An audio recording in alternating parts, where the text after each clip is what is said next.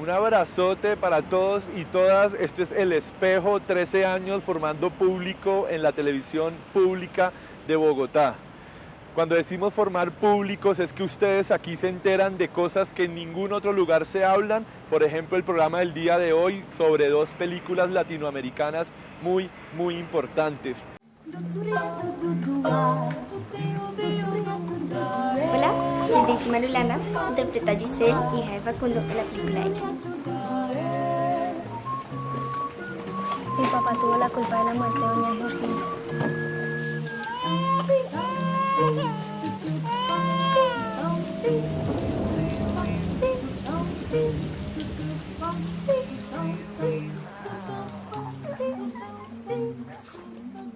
Estas entrevistas que hemos visto en los últimos 3 programas fueron conseguidas en la edición 21 del Festival de Cine Latinoamericano de Toulouse, al sur de Francia, cerca a España, donde se hace una gran fiesta sobre el cine de Abya Yala, la gran comarca, es decir, Latinoamérica, nuestra patria grande. Somos lo mismo, hablamos el mismo idioma y compartimos culturas, educaciones e historias parecidas. Por eso es como una lástima que de las 550 películas latinoamericanas que se hacen por año, solo podamos ver en Colombia 2 o 3 que los señores de Cine Colombia permiten llegar a sus salas de cine. Las películas del día de hoy son El silencio de las moscas de Venezuela, un documental increíble sobre el suicidio de niños y adolescentes en el país hermano, fenómeno que también pasa aquí en Colombia y fenómeno que pasa en muchos lugares del mundo. A mí me hace recordar eso las palabras de un filósofo rumano-francés que se llamaba Émile Cioran, que decía: la gente inteligente podría suicidarse a los 5 años. En esta película, El silencio de las moscas, vamos a ver a personas, niños de 13, 14, 15 años que se suicidan. Vamos a conocer el relato por sus madres, por la gente que queda viva y estuvo cercano a ellos.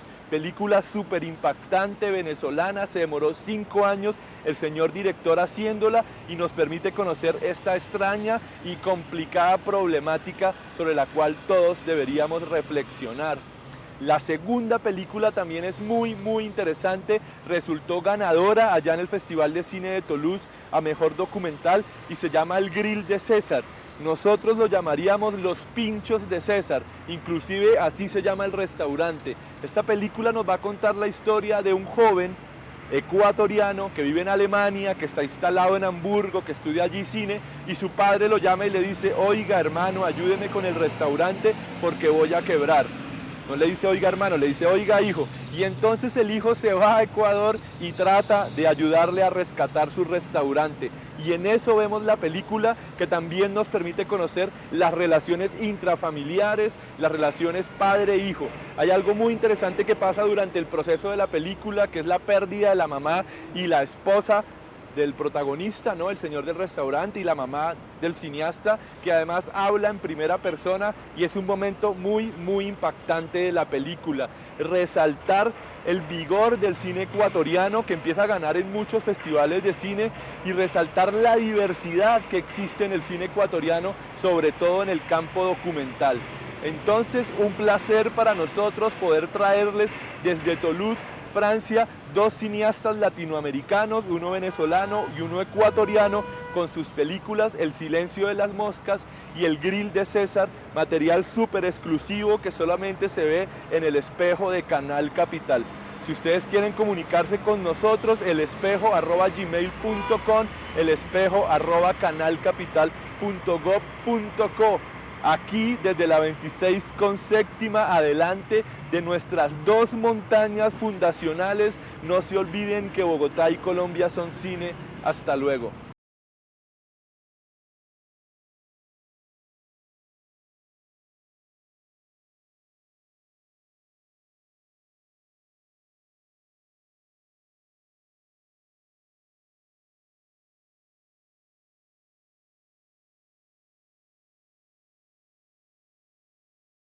Bueno, nada, un poquito de su merced, cómo conoce el cine, cómo, si estudió alguna cosa antes, de qué campo del conocimiento viene y cómo llega al cine. Sí, mi formación de pregrado es un ingeniero agrónomo. Sí, eso me imaginé. Sí. Como John Rush. Bueno, no me imaginé ingeniero agrónomo, pero sí me imaginé que antes tenía otro campo de conocimiento. No, bueno, ese fue el primero, pero después me fui por la parte más social. Entonces me fui más por la parte de antropología rural. Entonces soy profesor en un instituto en Venezuela, investigador de antropología. Ya tengo 20 años como antropólogo. Pero entonces estudió ingeniería, antropología. Sí, después me fui a hacer un doctorado en Inglaterra, más en ciencias sociales, en estudios del desarrollo y economía. Pero aún era con permiso de mi trabajo, entonces seguía haciendo investigaciones en esta misma zona de los Andes. También estuve trabajando con la Universidad Javeriana en unos proyectos hacia Boyacá, también a Santander. Eso fue en los 90. ¿Qué tipo de antropología o cómo son esas investigaciones que usted hacía? En mi caso eran más en zonas campesinas, productoras de hortalizas o papas. Por eso venía también los estudios en Colombia para hacer estudios comparativos. Era en la época de los 90, cuando las políticas neoliberales, y queríamos ver un poco los efectos que estaban teniendo estas políticas en la pequeña producción y las estrategias de los catastróficas. Sí, obviamente, hay unos cambios, pero interesantes porque, y ahí comencé a estudiar en esta zona de los Andes, y bueno, en el cine vino por la curiosidad, así como de agrónomo pasé a antropólogo, vino la idea con una amiga que hacía documentales, de hacer algo con mi trabajo, ¿no? Más visual, como una forma de hasta usarla como una herramienta de trabajo. Entonces hice un documental, por cierto, sobre inmigrantes colombianos en esta zona, como más que todo venían de la zona de García Rovira, de Santander, y fue un pequeño corto. ¿Cuánto se demora? Interesante poder verlo en Colombia, sería muy bonito. Sí, ese se presentó, era muy artesanal, fue un cortico bien artesanal, pero era como resultado de ese trabajo que teníamos con los inmigrantes colombianos. Y a ellos les gustó mucho porque eran todas las estrategias que ellos querían para ser aceptados como parte de la sociedad donde estaban. Y allí se hizo otro cortico así también sobre el tema del suicidio, pero muy exploratorio, porque eso fue en el 2005-2006. En ese momento hubo la posibilidad de hacer un proyecto sobre la demarcación de tierras indígenas en Venezuela. Y esta misma amiga me entusiasmó a que aplicara al Fondo de Cine de Venezuela, pero yo no tenía ningún antecedente como cineasta. Centro Nacional Autónomo el CENAC. Y quedó seleccionada el proyecto preproducción, entonces Entonces se hizo esa película, es un largo, es como casi, viene a ser mi ópera prima. Sí. Y El silencio de las moscas. No, el otro se llama Nuestra Historia está en la Tierra. Y era más tradicional en cuanto a entrevistas, había un viaje hacia el sur de Venezuela. ¿Es el mismo tema? No, es un proyecto sobre la lucha de los pueblos indígenas por las tierras y todo lo que fue la nueva constitución, algo como pasó en Colombia con los derechos de los territorios indígenas. En el 91, sí, la constitución sí, del 91. En Venezuela es el 99 y como también en el centro de donde yo trabajo, mis colegas trabajan en ese tema, entonces fue una manera de aprovechar el trabajo de ellos y darlo a conocer. Entonces le fue bien, se llevó a 35 milímetros, se pasó en cines comerciales, tuvo festivales, pero ese era como mi aprendizaje, ¿no? Yo no tenía mucha noción. ¿Estuvo en Colombia en algún festival o algo se pudo ver? No, creo que no, en Colombia no, se pasó en festivales de derechos humanos, en Bolivia, ganó un premio en el Festival de Cine Indígena Latinoamericano, que se hizo ese año en Bolivia, por cierto. Sí. En Puerto Rico ganó premio del público, era un festival de cine etnográfico. Por ejemplo, en Nepal, en Londres, también se presentó, aquí en España se presentó varias veces. En Harvard, la Universidad de Harvard me invitaron a pasarla, en Quebec también. Porque el tema indígena era bien interesante. No, y cada vez digamos que cobra más actualidad, no sé, es una cosa que... Ahí sí vino después la cuestión de que me quedé con la cuestión de que, me quedé con la espinita de... Y ese proyecto de lo que yo había visto de los suicidios, siempre estaba allí, esa es la película que quería hacer, ¿no? ¿Cómo descubre usted ese tema? ¿Cómo, por antropología? Dentro de esta zona donde estaba investigando, esa región, esa comunidad, es donde yo hice casi toda mi trayectoria de investigación. Ahí hice mis tesis de maestría, hice mi trabajo de campo de mi tesis doctoral también. Entonces ya los conocía, es decir, tengo 20 años trabajando en esa zona. Pero en el 2005, en 2004 fue que estaba con la curiosidad sobre esto que había, sobre estas anécdotas del suicidio. Porque ¿Alguna persona cercana se suicidó que usted conoció? Me imagino colaboradores, Sí. gente que usted conoció, claro. Pues yo he trabajado con 64 familias, mi trabajo era trabajar con 64 familias donde cada 5 años volvía a trabajar con ellas para ver los cambios que habían sufrido, ¿no? Y muchas veces me di cuenta en varias que después cuando lo visité, que el papá se había suicidado o la hermana, pero cuando empecé a estudiar lo del suicidio, ¿no? Claro. Eso empezó como en el 2005, 2006, pero por curiosidad me fui al hospital del pueblo y pedí las actas de defunción de los últimos años donde tenía las estadísticas y empecé a calcular datos, comparé con las tasas nacionales, las tasas internacionales y cuando veo unas tasas que podían ser como 10 veces la tasa de Venezuela, yo dije, pero ¿qué es esto? Esto es algo grave, ¿no?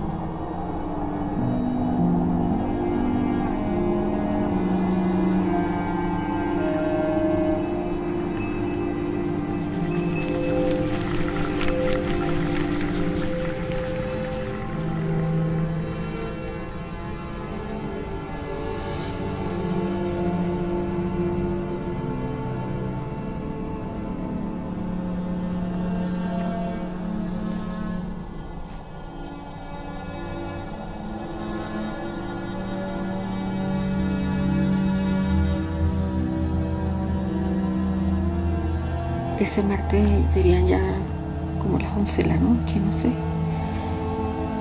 No supe más nada, no escuchamos más nada. Yo no escuché más nada.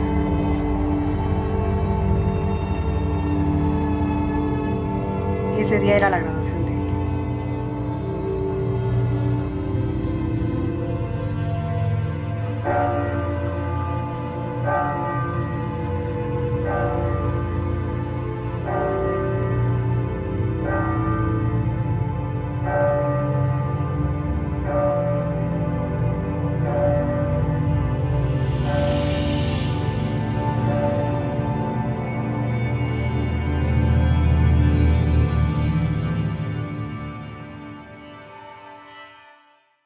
Entonces, eso, estadísticamente, ¿cómo es el problema? Digamos, desde Sí, las bueno. ciencias sociales.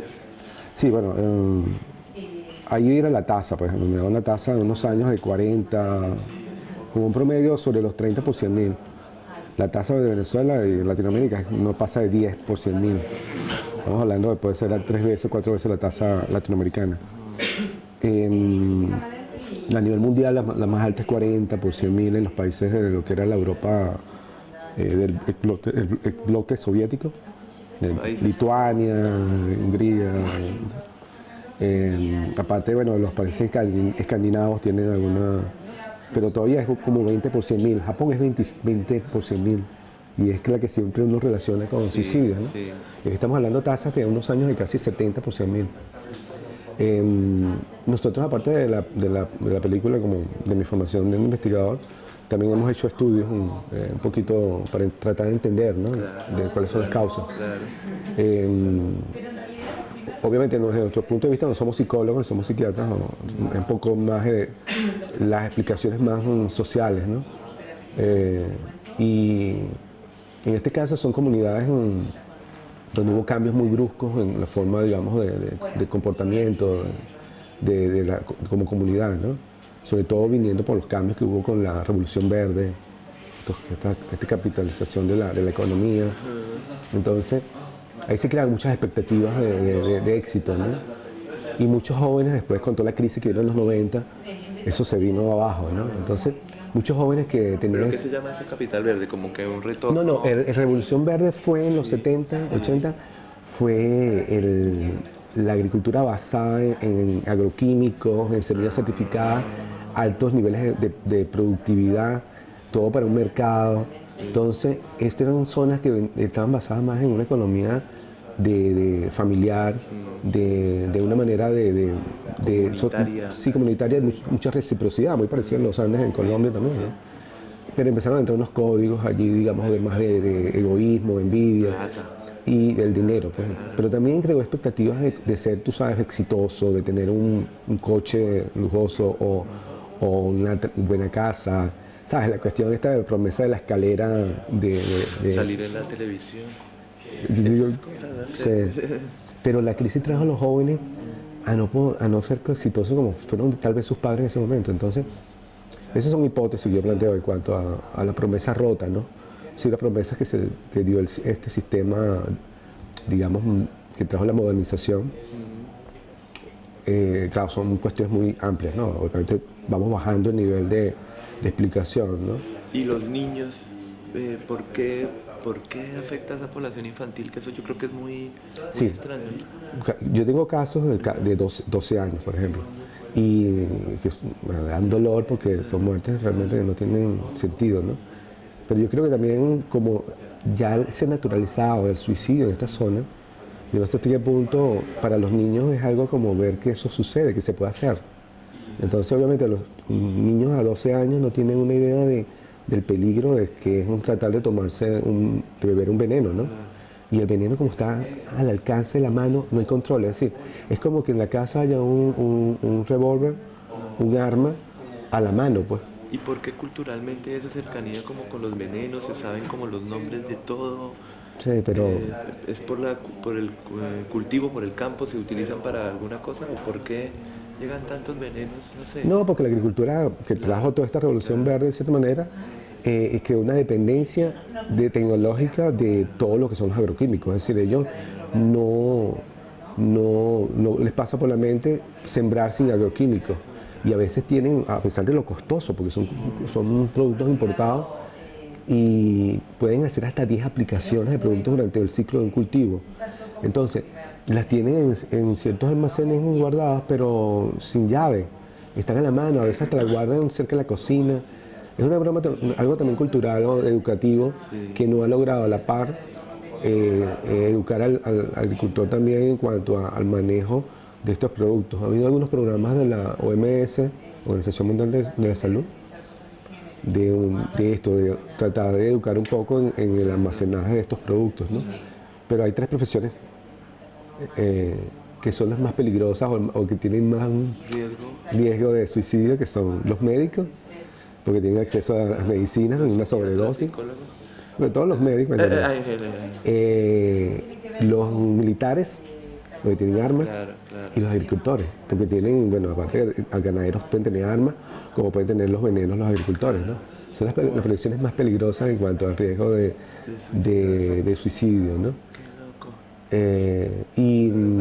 Bueno, después hay otros factores que tienen también con ciertos grupos más vulnerables. En este caso son sobre todo hombres jóvenes, cada vez, el hombre. Porque estos chicos también, con todo esto de la crisis, fueron chicos que también en un momento cuando había un boom, los padres no les permitieron seguir estudiando, porque ¿para qué? Ya salían de sexto grado de primaria y inmediatamente iban a sembrar porque ganaban mucho dinero. Entonces hay toda una generación que no estudió, son analfabetas. Y las chicas sí, yo iba al colegio de ahí del pueblo y casi el 80% eran mujeres o chicas. Y esas son las que son las profesoras, las médicos, las abogadas. Entonces son las que a veces con el nuevo contexto de laboral, son las que traen casi el pan a la casa. Entonces los hombres, hay como una crisis de la masculinidad, de sentirse como fracasados que no siquiera traen la comida a la casa, y eso en una cultura patriarcal, donde el hombre tiene el poder, y bueno, sigue teniendo de una manera, digamos, en cuanto a la violencia en cierta manera, pero se sienten como disminuidos como hombres, ¿no?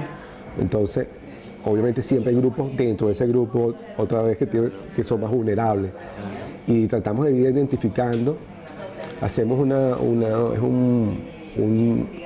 especie de método que es la autopsia psicológica, es reconstruir la muerte de personas a través de los familiares o amigos para ver los diferentes factores que pueden explicar factores tanto individuales como externos, familiares, de la comunidad, pero se le pregunta desde qué hizo ese día o el día anterior, si había dicho algo, si había hecho, si fumaba, si consumía drogas, o si bebía mucho, si había tenido problemas, algún problema de relaciones afectivos o problemas económicos.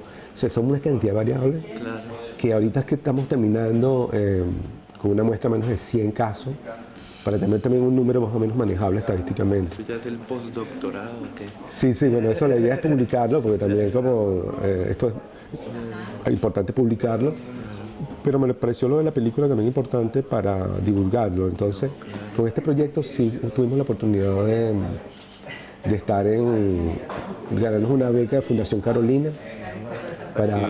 Sí, fueron 2 meses en Madrid, y ahí trabajé un mes con Lucrecia Martel, de Argentina, ni sabía quién era Lucrecia Martel, porque no, pero fue bueno porque no me dejé. Javier Corcuera escribió. Sí, Javier Corcuera me dio después clases, fue en México, que después ganamos otra beca para México. Sí, bueno, entonces mi aprendizaje ha sido a través de todos estos talleres. Con los mejores, pero... Sí, la oportunidad, no podemos negar que hemos tenido, este proyecto ha tenido mucho apoyo.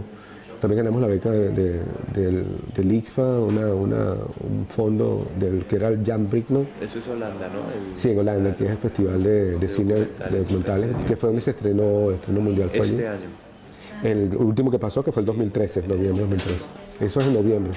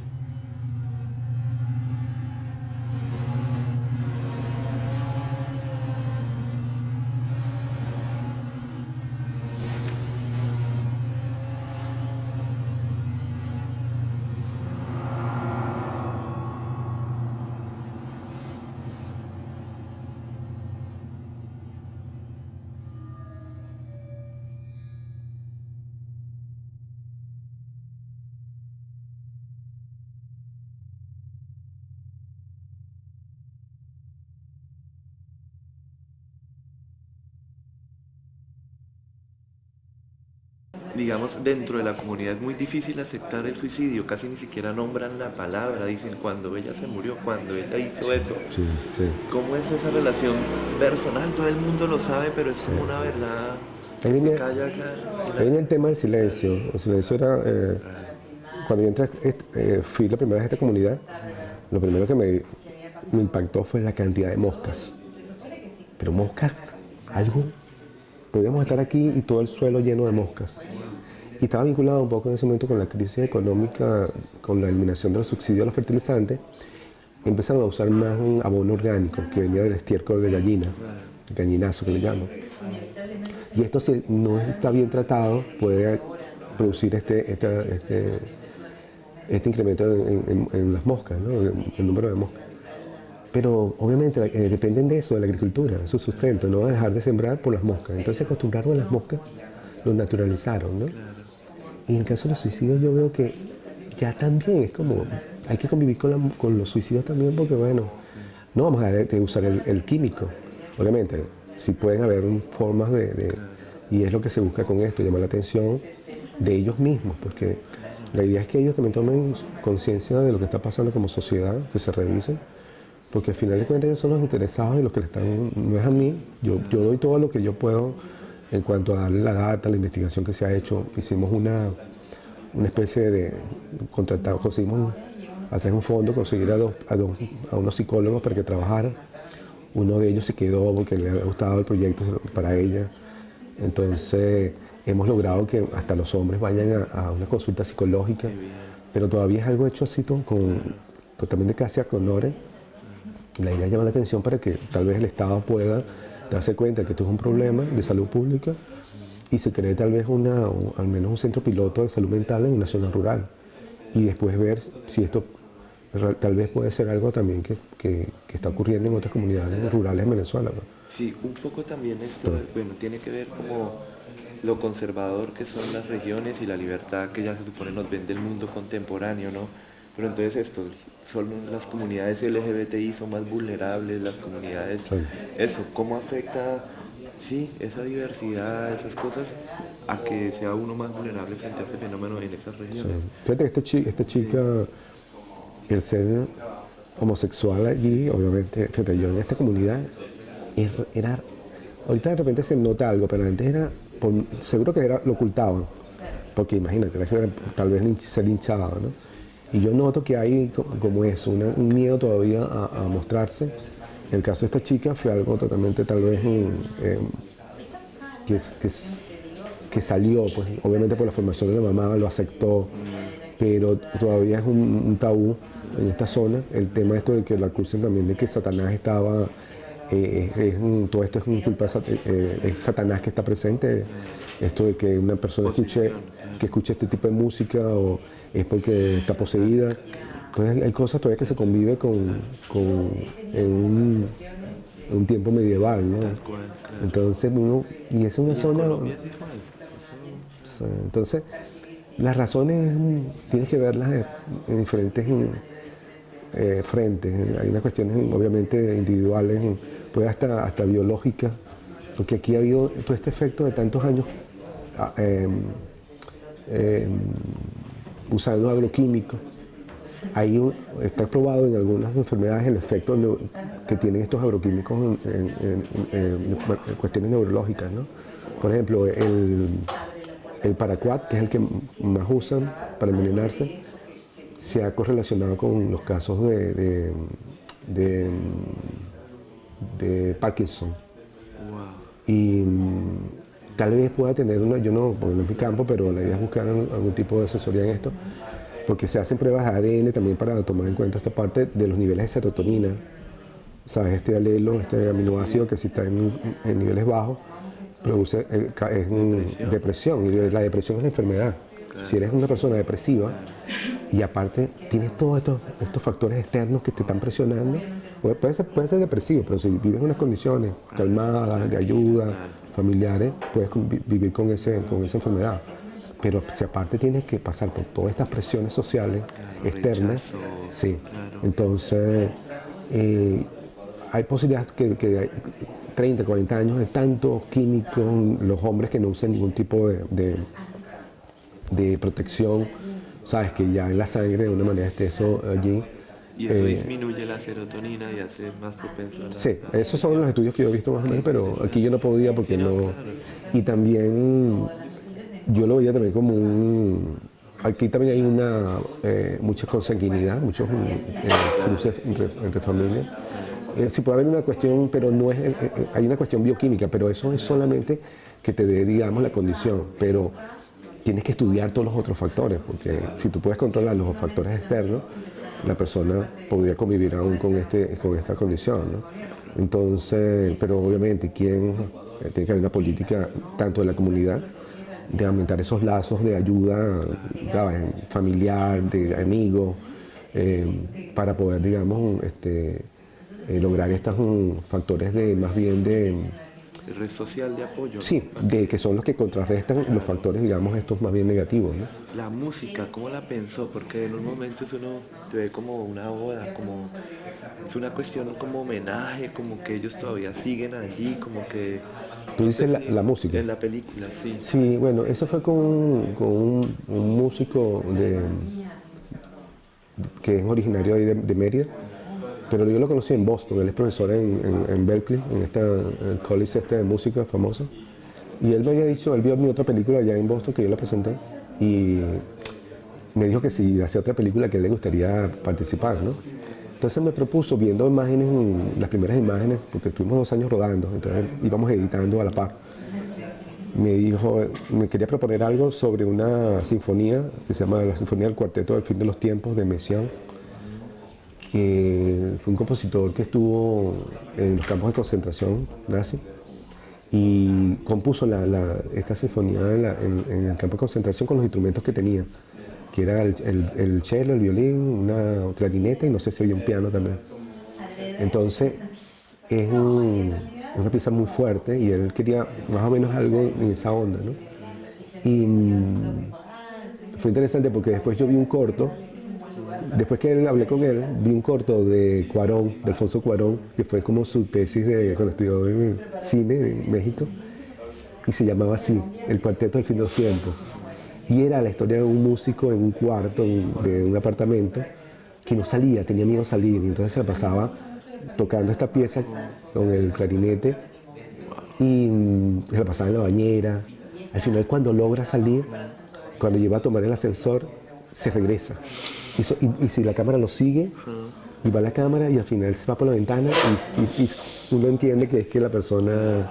Yo digo, ¿sabes? Qué increíble que el músico no conocía esta corta. Y entonces me gustó la idea del clarinete sobre todo. A él se le mandaban pedazos de la película donde yo quería que hubiese música, ¿no? y él viendo iba componiendo, ¿no? La única parte fue la pieza final, sí, un apuro con eso por los tiempos que teníamos que enviar el material ya para poder entrar al festival de Ixo. Entonces, viste que cambia un poco la melodía al final, ¿no? Pero sí yo quería que fuese el final como un himno, pero más como algo de respeto a los familiares que dieron su voz, ¿no? Dieron su testimonio. Entonces quería que fuese algo allí conmemorativo, de cierta manera. Sí, sí.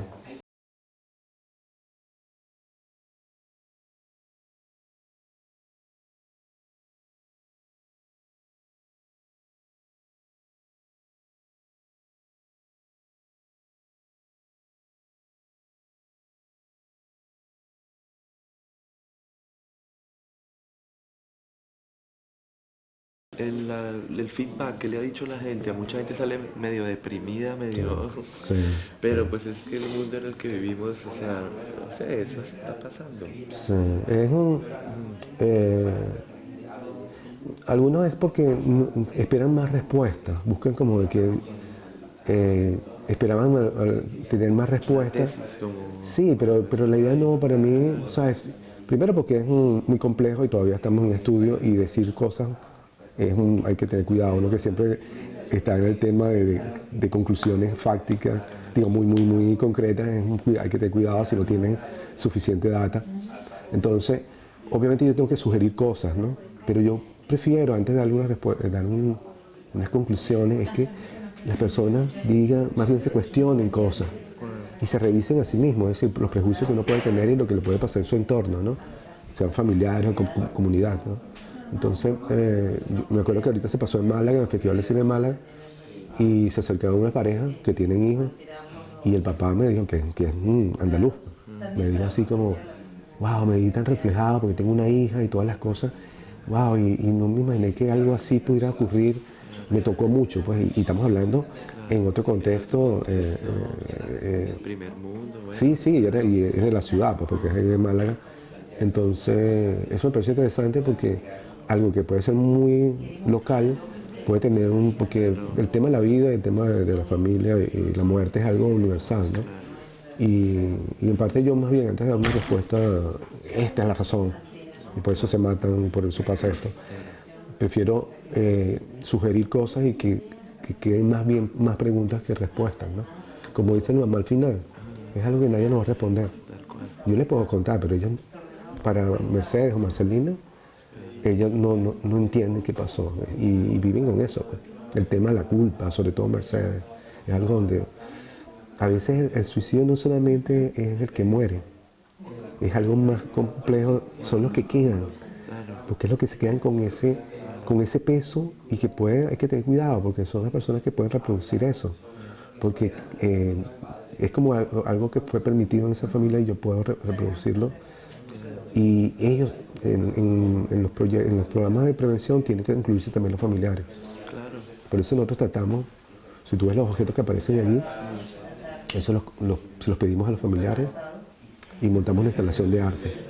Entonces fue una cuestión, es una instalación interactiva que montamos en la iglesia del pueblo, con otros, no con el cura que aparece en la película, pero fue interesante porque montar una instalación de arte con objetos suicidados en la iglesia donde es prohibido el suicidio fue una forma indirecta de entrar con los suicidas. Entonces los familiares se sintieron como haciendo el recorrido, después los entrevistamos y nos decían que ellos sentían ahí sus familiares, que había una cuestión de respeto de los objetos como fueron colocados. Una reconciliación, ¿no? Como... Sí, y era la idea de usar el arte como una forma también de curación con los sobrevivientes, ¿no? No, y nombrar cada muerto, como darle su espacio. Por ejemplo, en Alemania, cada judío que sacaron para un campo de concentración le hicieron una plaquita en el suelo, ¿no?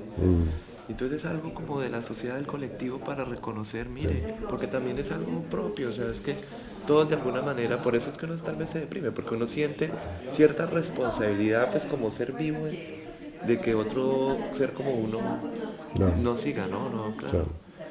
No, a mí yo la veo siempre y yo porque yo me identifiqué, me absorbió mucho la película y también porque fueron 5 años con este proyecto y por lo menos 2 años de rodaje que iba y visitaba, rodábamos cada cierto tiempo y se convirtió en una familia, tanto el equipo como los familiares, sobre todo los principales. Yo, por ejemplo, el chico de la patineta nunca había estado en Caracas, nunca había visto el mar, entonces lo llevé, llevé con mi familia, mis padres a la costa. Entonces, cuando es el aniversario de la muerte de María José, sí, cuando es el aniversario, nos mandamos un mensaje con la mamá. Yo al final soy el padrino de la bebé que aparece en la película, que la mamá intentó suicidarse con ella cuando estaba embarazada. Me pidieron que fuera el padrino. Entonces, bueno, sabes, en la católica, el tener ahijadas, el compromiso también y pensar que esa niña pudo haber muerto, sabes, uno se involucra de una manera. Eso, ¿qué fue la reacción de ellos allá cuando ustedes la presentaron? Sí, ¿Qué dijo la gente? ¿Cómo fue eso? Primero la presenté a la mamá, a Mercedes. Sí, porque como la historia es bien personal a ella, me acuerdo que lo hicimos en una montaña casi a 3.500 metros, con unos amigos que tienen una especie de restaurante. Cerraron el restaurante y nos quedamos en los mesoneros, el equipo, la mamá con el hijo. Yo traje una psicóloga porque quería que estuviese allí pendiente de ellos. Toda la película yo estaba pendiente con las reacciones de ella. Se abrazaba con el hijo, porque también ellos tenían un conflicto allí que quedó de eso. Y al final terminó y todos nos quedamos como un momento así como en silencio. Después un amigo, el del dueño del restaurante, sí dijo unas palabras así como emocionado. Y todos nos abrazamos, la mamá me abrazó, parecía como, ¿sabes? Como ¿sabes? Muy en silencio todos y después ahí brindamos, me llevé una botella de vino. El páramo, ¿no? Sí, sí, sí. Luego la presenté en el otro pueblo, porque o sea, acuérdate que Mercedes viene de un pueblo que pasa esto y va al otro pueblo donde ocurrió el otro caso, ¿no? En el otro es donde yo más he trabajado, donde hay más casos, y eso lo mostré a varios familiares que aparecen en la película. Y estaban hasta los músicos, ¿sabes? La banda que toca, fueron a ver la película.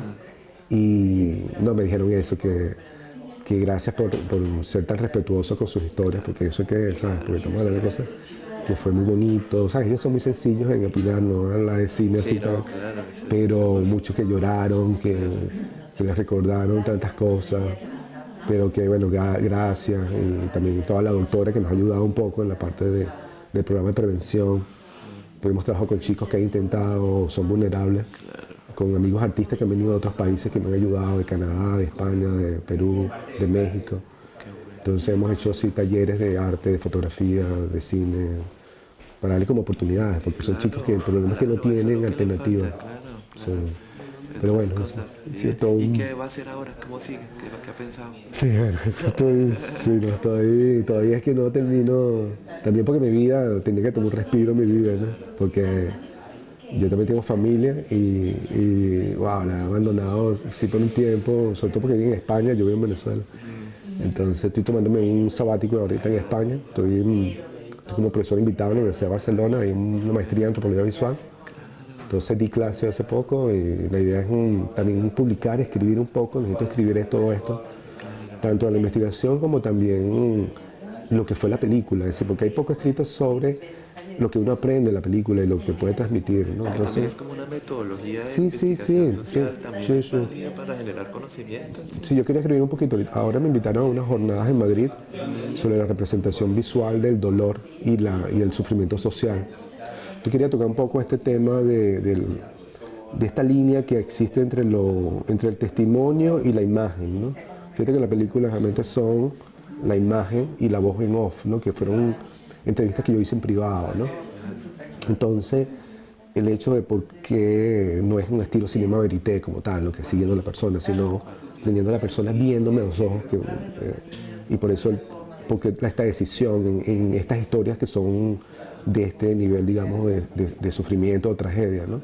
Entonces, es como para mí también analizar un poco ¿Cómo ha cambiado usted sí, con ese proceso? y si eso puede ser una manera o es un estilo que puedo seguir luego en el tema que está ligado a la muerte o lo evocativo de los que se fueron, la ausencia, un poquito el tema de la presencia-ausencia.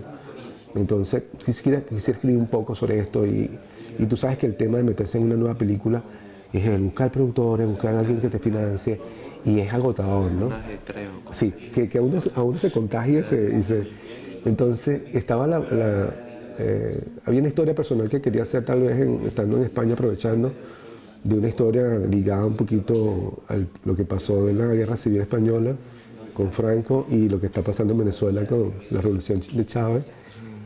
Y es la gente que se fue a Venezuela en esa época cuando Franco y que se quedó en Venezuela y no quiere volver a España. Pero estos venezolanos que con todo esto se han ido y ahora no quieren volver a Venezuela, ¿no?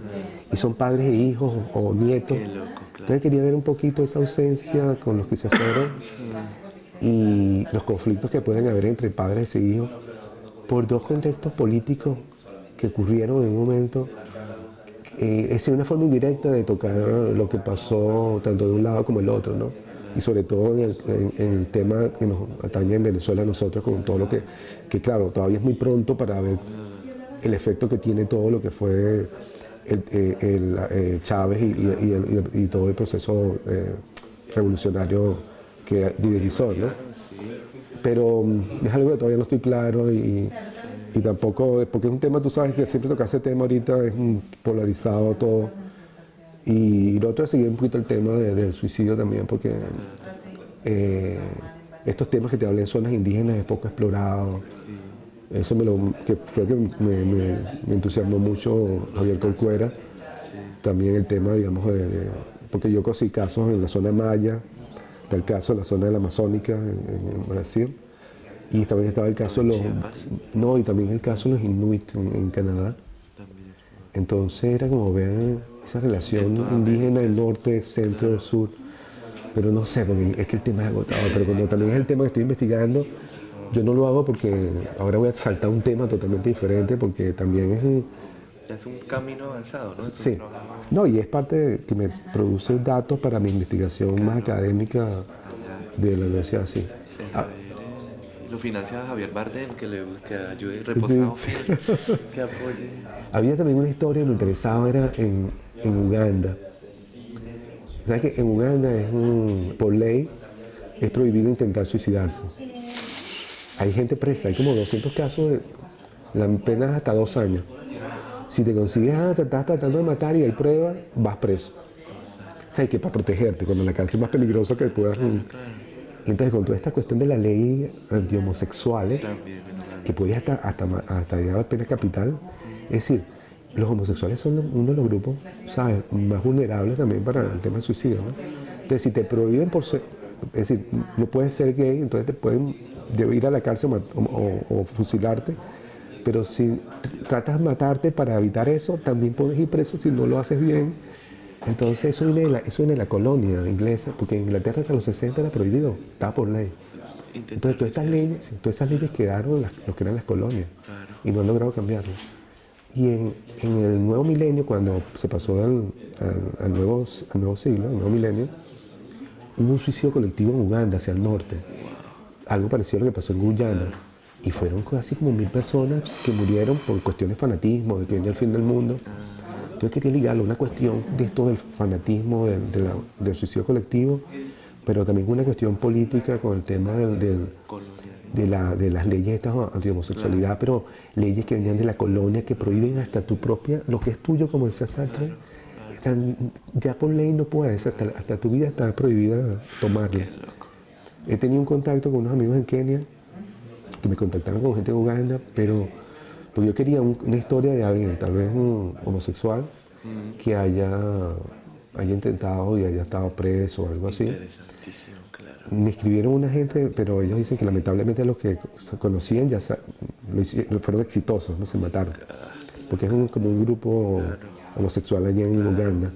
Pero me dijeron que era delicado porque, bueno, pero que ellos creen que sí se debería dar a conocer.